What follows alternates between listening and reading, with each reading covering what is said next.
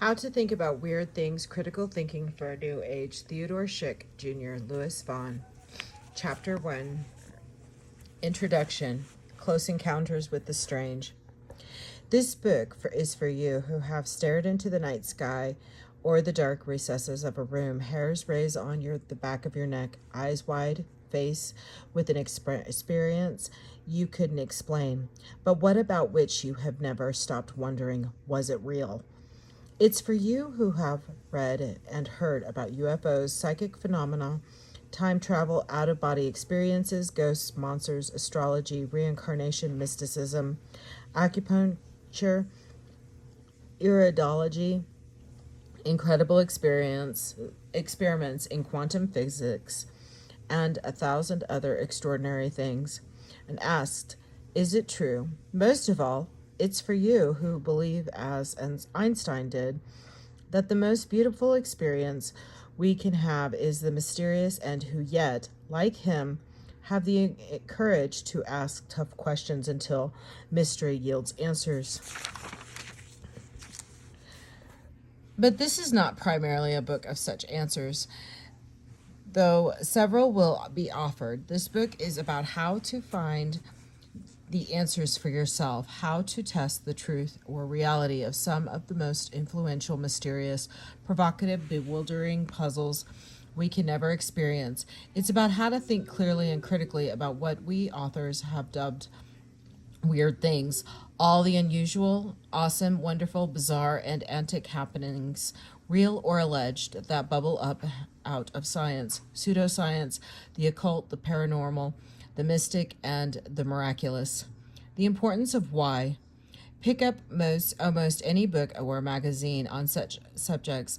It will tell you that some extraordinary phenomena is real or illusory, that some strange claim is true or false, probable or improbable. Plenty of people around you will gladly offer you their beliefs, often unshakable, about the most amazing things. In this blizzard of assertions, you hear a lot of whats, but seldom any good whys.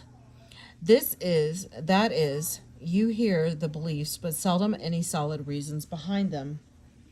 Nothing substantial enough to justify you sharing the beliefs, nothing reliable enough to indicate how that these assertions are likely to be true. You may hear naivete,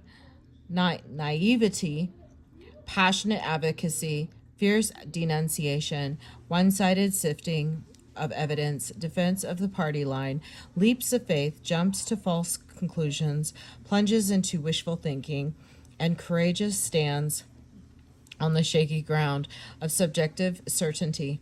But the good reasons are missing. Even if you do hear good reasons, you may end up forming a firm opinion on one extraordinary claim, but fail to learn any principle that would help you with a similar case. Or you hear good reasons, but no one bothers to explain why they're so good, why they're most likely to lead to the truth, or no one may dare to answer the ultimate why good reasons are necessary to begin with. Without good whys, humans have no hope for understanding all that we fondly call weird or anything else. For that matter, without good whys, our beliefs are simply arbitrary, with no more claim to knowledge than the random choice of a playing card. Without good whys to guide us, our beliefs lose their value in a world where beliefs are already a dime a dozen. We especially need good whys when faced with weirdness.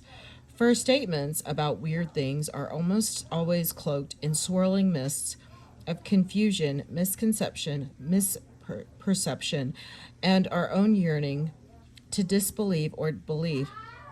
Our task of judging the reality of those weird things isn't made any easier by one fact that humbles and inspires every scientist. Sometimes the weirdest phenomena are absolutely real. Sometimes the strangest claims turn out to be true. The best scientists and thinkers can never forget that sometimes wondrous discoveries are made out They're on the fringe of experience where anomalies prowl. Space aliens are abducting your neighbors. Psychic detectives solve crimes. You were a medieval stable boy who, in a former life, Nostradamus predicted JFK's assassination. Herbs can cure AIDS. Levitation is possible. Reading tarot cards reveals character. Science proves the wisdom of Eastern mysticism. The moon landing was a hoax. Magnet therapy works. Near-death experiences prove there's life after death. Crystals heal. Bigfoot stalks. Elvis lives. Do you believe any of these claims? Do you believe that some or all of them deserve a good horse laugh? That they're kind of hooey? That only a moron could take seriously? The big question then is why? Why do you believe or disbelieve? Belief alone, without good whys, can't help us get 1 inch closer to the truth. A hasty rejection or acceptance of a claim can't help us tell the difference between what's actually likely to be true or false and what we merely want to be true or false. Beliefs that do not stand on our best reasons and evidence simply dangle in thin air, signifying nothing except our transient feelings or personal preferences.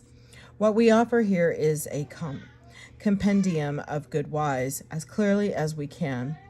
We explain and illustrate principles of rational inquiry for assessing all manner of weirdness. We give you the essential guides for weighing evidence and drawing well-founded conclusions. Most of these principles are simply commonplace, wielded by philosophers, scientists, and anyone else interested in discovering the facts. Many are fundamental to scientific explorations of all kinds.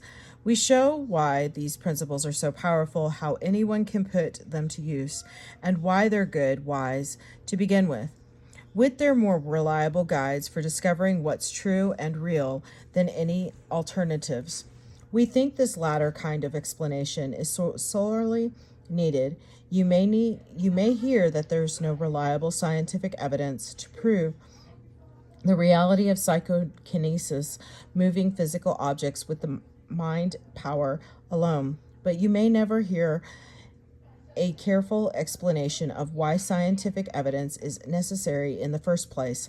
Most scientists would say that the common experience of thinking of a friend and then suddenly getting a phone call from that person doesn't prove telepathy, communication between minds without the use of 5 senses. But why not? Only a few scientists and a handful of others bother to explain why. Say 100 people have independently tried eating a certain herb and now swear that it has cured them of cancer. Scientists would say that these 100 stories constitute anecdotal evidence that doesn't prove the effectiveness of the herb at all. But why not? There is indeed a good answer, but it's tough to come by. The answer to be found in the principles that distinguish good reasons from bad ones.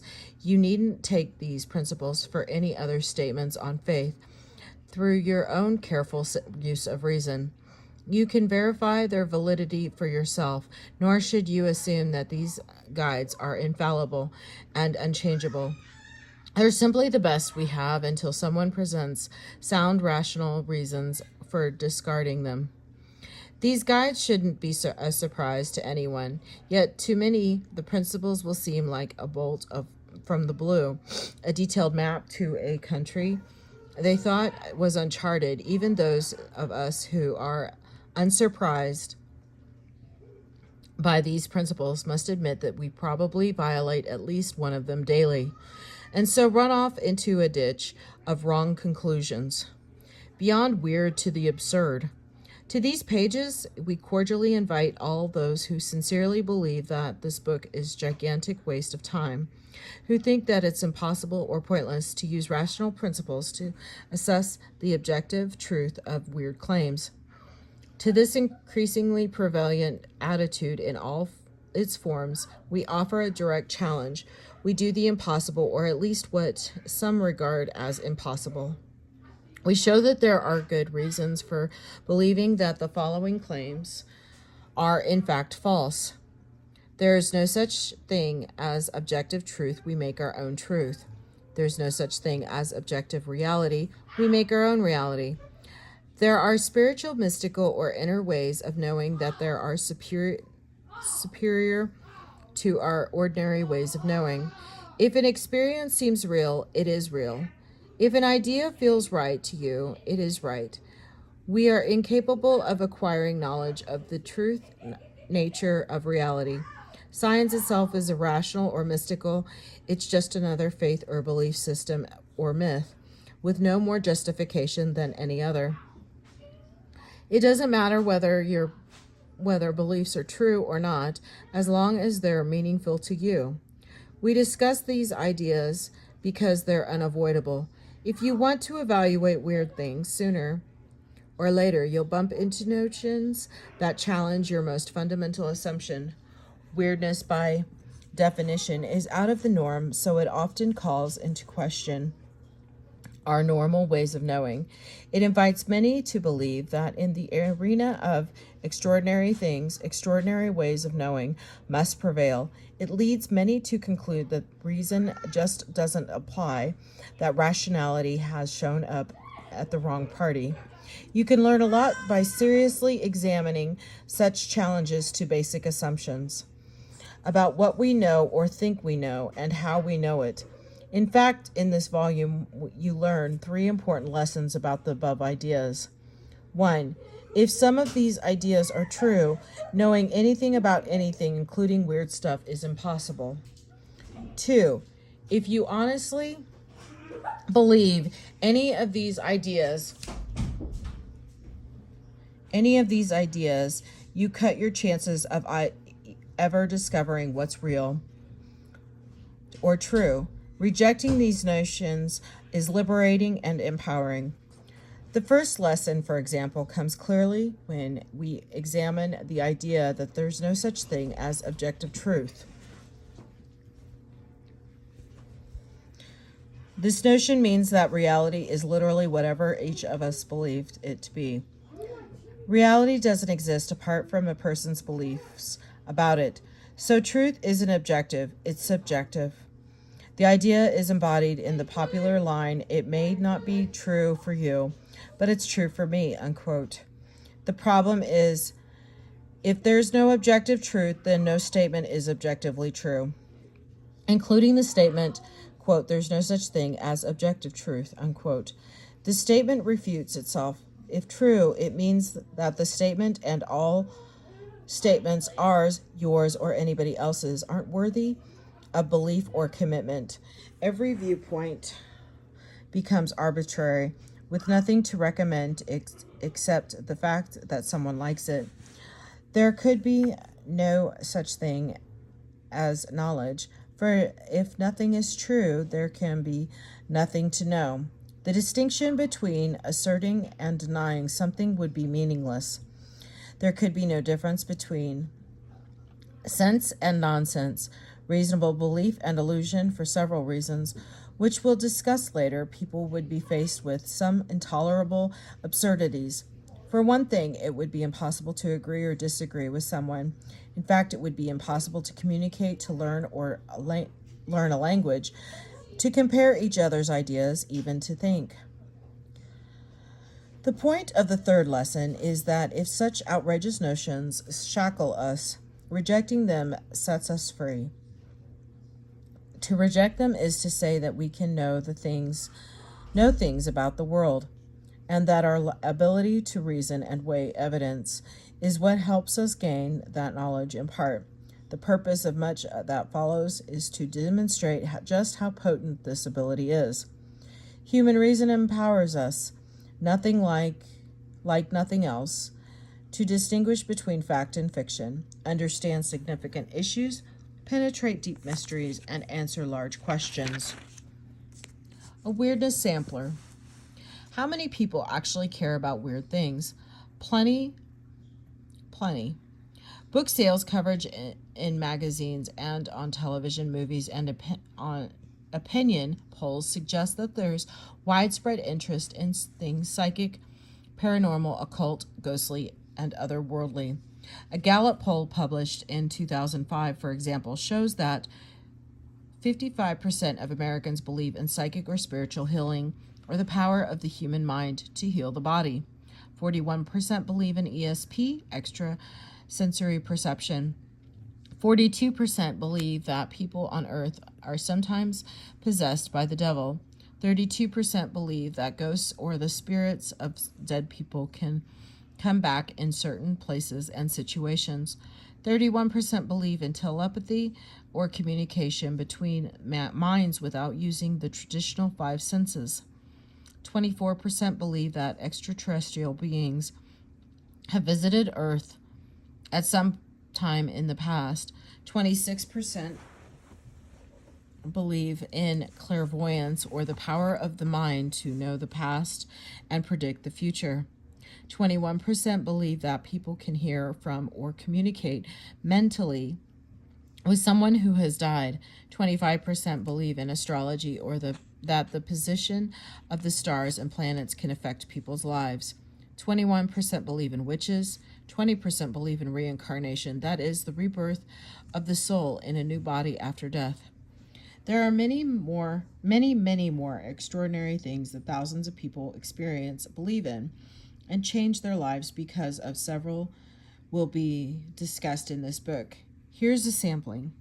Hundreds of people who were near death but did not die have told of blissful experience in the beyond. The reports vary, but certain details keep recurring. While they were at death's door, a feeling of peace overcame them. They watched as they floated above their own bodies. They traveled through a long dark tunnel. They entered a bright golden light and glimpsed another world of unspeakable beauty. They saw long dead relatives and a being of light that comforted them. Then they returned to their own bodies, awoke, and were transformed by their incredible experience. In each case, the experience seemed like nothing like a dream or a fantasy. It seemed vividly real. Such episodes are known as near-death experiences, NDEs. Many who have had such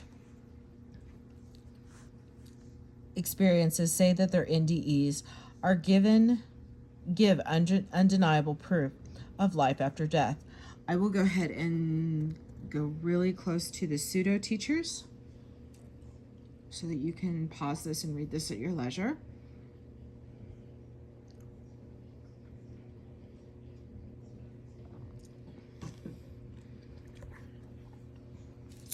Some people report the often chilling experience known as precognitive dream, a dream that seems to foretell the future. Here's an example. I dreamed I was walking along a steep ridge with my father. He was stepping too close to the edge, making the dirt cascade to the rocks far below. I turned to grab his arm, but the ridge fell away under his feet, leaving him to dangle from my hands. I pulled as hard as I could, but he grew larger and heavier. He fell in slow motion, crying out to me, but making no sound.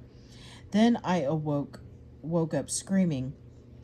3 weeks later, my father fell to his death from a second-story window while he was painting the windowsill. I was in the room with him at the time, but wasn't able to reach him fast enough to prevent his fall. I rarely remember any such dreams, and I had never before dreamed about someone falling, unquote. Such dreams can have a profound emotional impact on the dreamer and may speak a firm belief in the paranormal. There are probably hundreds of people claiming that they once lived very different lives in very different places long before they were born. Tales of these past lives surface when people are regressed during hypnosis back to their alleged long-hidden selves. It all started in 1952 when Virginia Tighe, an American homemaker, was apparently hypnotically regressed back to a previous life in 19th century Ireland. Speaking in an uncharacteristic Irish brogue, she related an astounding account of her former life. Many others during hypnosis have related impressively detailed past lives in early Rome, medieval France, 16th century Spain, ancient Greece or Egypt, Atlantis, and more, all the while speaking in what often sounds like authentic languages or accents. A lot of famous people claim that they too have been hypnotically regressed to discover earlier existences. Shirley MacLaine, for example, has said that she's been a pirate with a wooden leg, a Buddhist monk, a court gesture for Louis XV, a Mongolian nomad, and assorted prostitutes. Many believe that such cases are proof of the doctrine of reincarnation. Some U.S. military officers have expressed strong interest in an astonishing psychic phenomenon called remote viewing. It's the alleged ability to accurately perceive information about distant geographical locations without using any known sense. The officers claimed that the former Soviet Union was way ahead of the United States in developing such powers. Remote viewing is said to be available to anyone, as it needs no special training or talents. Experiments have been conducted on the phenomena, and some people have said that these tests prove that remote viewing is real. A lot of people look to psychics, astrologers, and tarot readers to obtain a precious commodity, predictions about the future. You can get this commodity through websites, newspapers, magazines, TV talk shows, and hotlines. Predictions may concern the fate of movie stars, momentous events on the world stage, or the ups and downs of your personal life. Everywhere there's word that some startling, unlikely prediction has come true. Here's an example. On April 2nd, 1981, 4 days after the assassination attempt on President Reagan, the world was told that a Los Angeles psychic had predicted the whole thing weeks earlier, and that April morning, NBC's Today Show, ABC's Good Morning America, and cable news network aired a tape showing the psychic, Tamara Rand, offering a detailed prediction of the assassination attempt. The tape was said to have been made on January 6, 1981. She foresaw that Reagan would be shot by a sandy-haired young man with the initials JH, unquote, that Reagan would be wounded in the chest, that there would be a hail of bullets, and that the fateful day would occur in the last week of March or first week of April. Something strange is going on in psychics.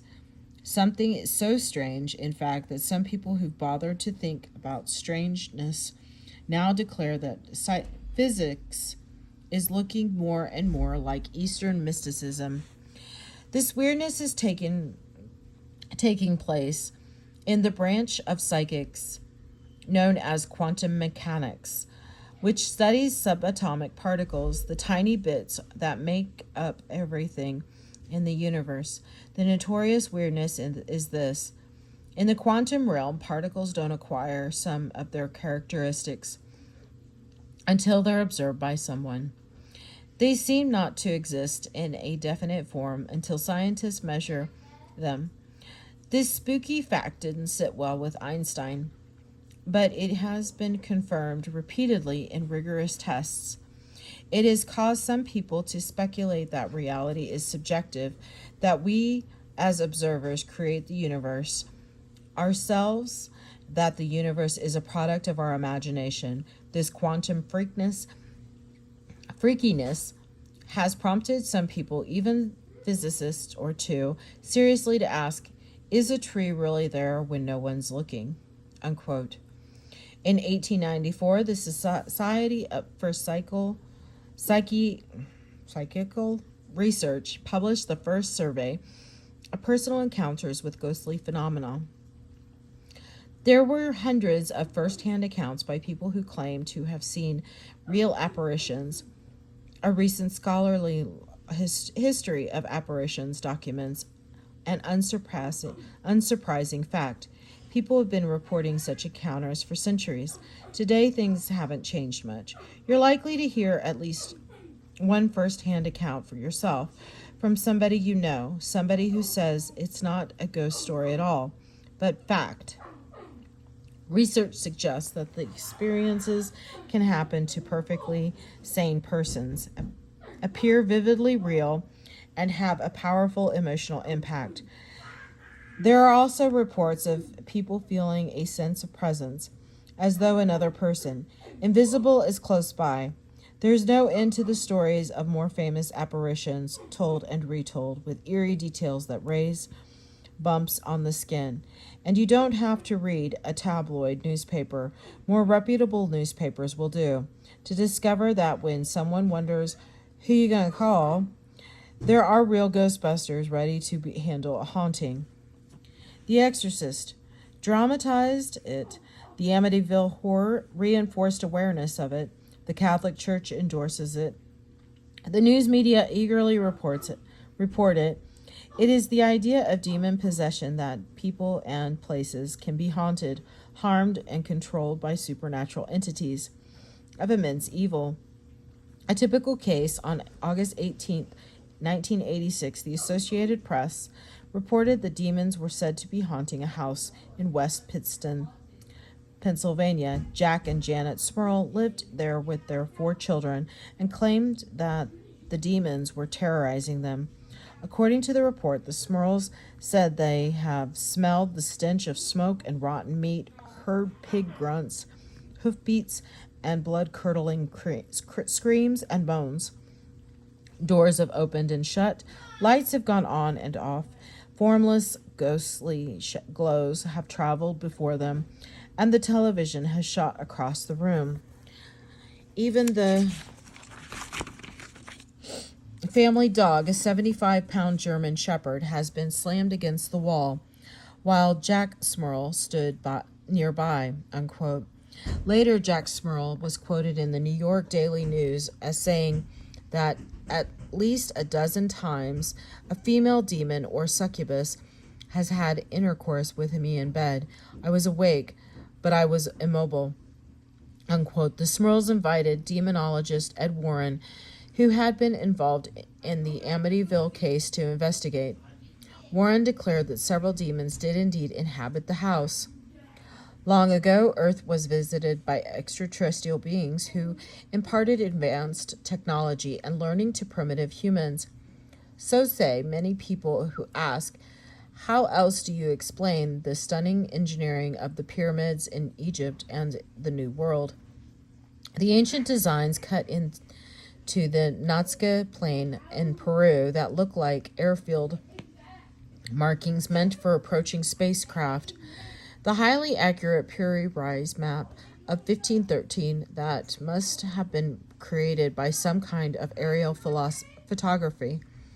The facts possessed by the primitive Dogon tribe of Africa about a star that no one can see with the naked eye and wasn't even discovered by astronomers until the 19th century.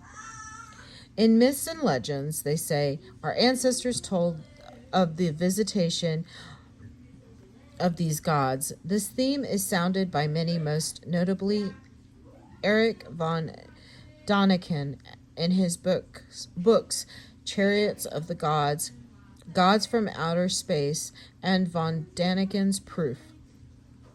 Sparks still fly when somebody asserts that somebody else's ancestors were too primitive to have managed certain engineering feats without alien help. Many people have turned to a method of disease treatments shunned by mainstream medicine and at odds with modern science, homeopathy around since the 1700s. It now has several hundred practitioners in the United States and is built on 2 main doctrines. One is that cures like symptoms of a sick person can be cured by substances that actually produce the same symptoms in healthy people. The other doctrine is that the smaller the dose of this substance, the mightier the healing effect. homeopathic drugs are diluted for maximum power and are often so watered down that not one molecule of the original substance remains. That such dilutions could possibly heal anything flies in the face of the laws of chemistry, yet in recent years there's been an increase in homeopathic remedies offered in drugstores and health food stores, and growing numbers of people believe in them, including members of the British royal family. The story of a strange, miraculous event has been circulating for a number of years. It was first told by author Lyle Watson, who in his 1979 book Lifetide said he gleaned it from scientists, and it's been repeated by countless other writers. Watson reported that in the 1950s, some wild Japanese monkeys on the island of Koshimo were given raw sweet potatoes for the first time. One of the monkeys, Emo, learned to wash the potatoes in a stream to remove the sand and grit. Over the years, Emo taught this skill to other monkeys in the colony. Then one day, when a certain number of monkeys, say 100, had learned the washing trick, the impossible happened. Suddenly, almost all the other monkeys knew how to do it. Not only that, says Watson, but the habit seems to have jumped natural barriers and to have appeared spontaneously like glycerin crystals and sealed laboratory jars in colonies on other islands, unquote. With the 100th monkey, a kind of critical mass had been reached, he says, forcing a kind of group mind. This, then, is the 100th monkey phenomenon. Some believe that it's a fact story and that the phenomenon is at work in all humanity. If so, we're faced with an astounding implication. When enough people believe something is true, it becomes true for everyone. Others say that it's pointless to ask whether the story is factual. It's a metaphor or a myth, and as such is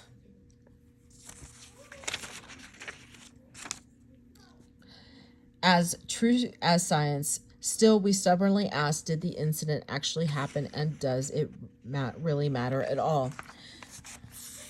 I'm going to go ahead and do the paranormal profile so that you can pause.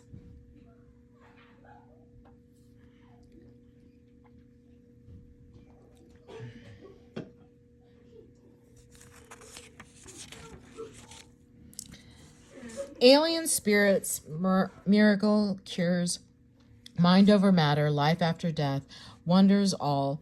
The world would be a more wonderful place if these things existed. We wouldn't be alone in the universe. We would have more control over our lives, and we would be immortal. Our desire to live in such a world undoubtedly plays a role in the widespread belief in these things.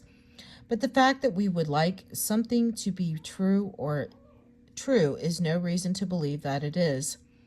To get the truth of the matter, we must go beyond wishful thinking to critical thinking. We must learn to set aside our prejudices and preconceptions and examine the evidence fairly and impartially. Only then can we hope to distinguish reality from fantasy.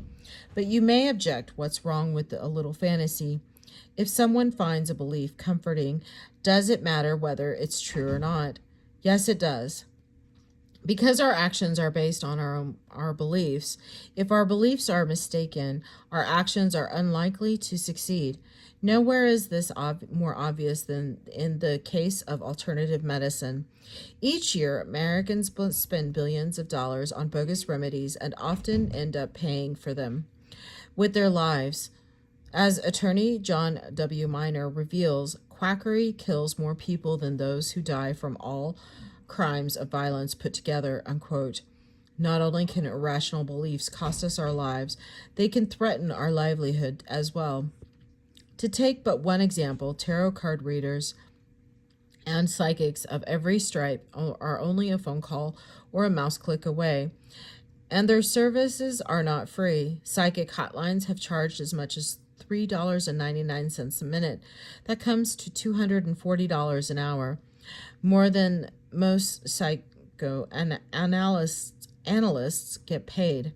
Psychic phone calling used to be a multi-million-dollar industry, with one group, the Psychic Readers Network, making over $300 million in phone service charges in 2002. But exposés of the industry revealed that most psychic hotlines are staffed by unemployed homemakers. They were not tested for psychic ability, and they were not given any psychic instruction. Their only training consisted of being told how to keep people on the line. Psychic services have since multiplied and now seem to do most of their work on websites, chat lines, and Skype, and their readings are still pricey. Many psychics offer $1 a minute readings, but prices vary, with a higher-end psychics charging hundreds of dollars. Tim Farley has been collecting data about the harm caused by irrational beliefs for many years. His website, http://www.whatstheharm.net, has identified over 670,000 cases in which people were injured either physically or financially because they believed in things they were not justified in believing. This lack of critical thinking in the cases he studied has resulted in 368,379 deaths, 306,379 injuries, and over $2,815,931,000 in economic damages. The failure of victims to ground their beliefs in reality ultimately cost them their lives, or in many cases, their life savings. In addition to threatening our individual well-being, irrational beliefs also threaten our social well-being. A democratic society depends on the ability of its members to make rational choices. But rational choices must be based on rational beliefs. If we can't tell the difference between reasonable and unreasonable claims, we become susceptible to the claims of charlatans, scoundrels, and mountebanks. As Stephen Gould observes, quote, "When people learn no tools of judgment and merely follow their hopes, the seeds of political manipulations are sown," unquote. Political opportunists like to play upon people's fears, hopes, and desires. If we lack the ability to distinguish credible claims from incredible ones, we may end up sacrificing more than our good sense. We may forfeit our freedom as well. No one wants to be duped, conned, or fleeced. Unfortunately, our educational system spends much more time teaching people what to think rather than how to think. As a result, many people are unaware of the principles and procedures that should be used to minimize error and maximize understanding. This book is designed to acquaint you with those principles and procedures and to explain why any attempt to get the truth should employ them. Understating their justification should make you more adept at wielding them in unfamiliar situations. The quality of your life is determined by the quality of your decisions, and the quality of your decisions is determined by the quality of your thinking. By helping improve the quality of your thinking, we hope we can, in some small measure, improve the quality of your life. This is the end of Chapter 1. Thank you.